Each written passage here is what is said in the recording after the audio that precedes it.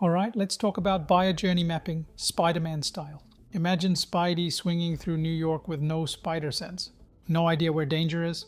Just vibes. That is how most companies run their sales funnel.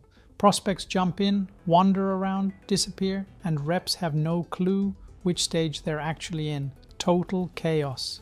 But AI changes the entire game. Salesforce, HubSpot, Gong, and moksy.ai track every movement across your website, emails, demos, and chats. They spot intent, assign stages automatically, trigger personalized actions, and guide your reps like a real-time mission map. This means no more wrong follow-ups, no more missed buying signals, and no more prospects falling through the cracks. So here is the real question. Are you running your sales like Spider-Man with or without his spider sense?